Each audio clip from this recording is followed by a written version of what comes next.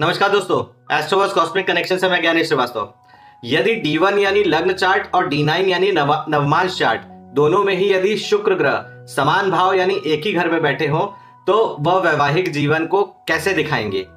पहले भाव में स्थित शुक्र व्यक्ति को विवाह से पूर्णता यानी कंप्लीट फीलिंग का एहसास देता है। विवाह इस व्यक्ति के व्यक्तित्व को एक नई चमक देता है। क्रिएटिविटी, अट्रैक्शन और अंदर भीतर छिपी हुई कलात्मक ऊर्जा शादी के बाद पूरे विस्तार के साथ निखरती है फुल फ्लेज में। जबकि दूसरे भाव में शुक्र बताता है कि दाम्पत्य जीवन केवल प्रेम तक ही सीमित न रहकर परिवार और धन की स्थिरता भी साथ में लाएगा। स्पाउस की वाणी मधुर, विनम्र और स्वभाव में सौम्यता देखने को मिलती है। आर्थिक उन्नति और घरेलू सुख मिलते हैं। तीसरे भाव में आते ही शुक्र का स्वरूप बदलने लगता है। यहाँ रिश्ते ट्रैवलिंग और कम्युनिकेशन के माध्यम से खिलते हैं। जीवन साथी के साथ छोटी बड़ी ट्रैवलिंग, सहज बातचीत, कम्युनिकेशन और ससुराल से सहयोग इस भाव से रिलेटेड प्रमुख विशेषताएं हैं। करियर और परिवार के ढांचे में भी परिवर्तन होते हैं। इसके विपरीत चौथे भाव में शुक्र घर, वाहन, जमीन और मानसिक शांति का मार्ग प्रशस्त करता है। विवाह में थोड़ा विलंब हो सकता है, पर जीवन साथी के साथ बसाया गया घर प्रेम, सहानुभूति और सांत्वना से भरा होता है।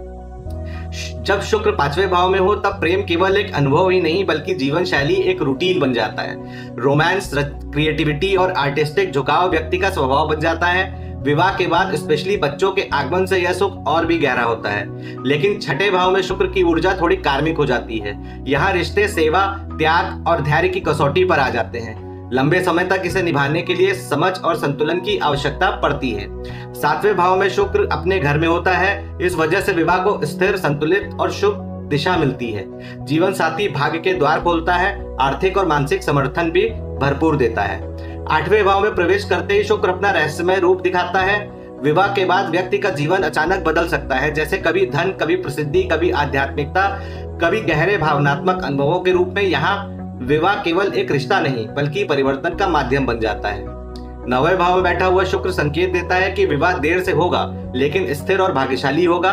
विवाह के बाद व्यक्ति के जीवन में नए रास्ते खुलते हैं। सार्वजनिक जीवन में प्रतिष्ठा मिलती है और करियर भी मजबूत होता है। सामाजिक छवि निखरती है और व्यक्ति अपने काम के प्रति और अधिक समर्पित हो जाता है।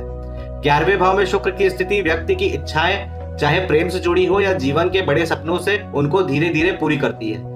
विदेशी मित्र, बड़ा नेटवर्क और सुंदर गृहस्थ जीवन इस स्थिति की पहचान होती है। 12वें भाव का शुक्र व्यक्ति में एक विशेष आध्यात्मिक गहराई लाता है। यहाँ प्रेम केवल बाहरी नहीं होता है, यह आत्मा के स्तर पर भी जुड़ता है। विदेश यात्रा, कल्पनाशीलता, कविता, संगीत और थोड़ी सी विलासिता इस स्थिति को और भी रोचक बना देती है। अंततः शुक्र चाहे जहां भी हो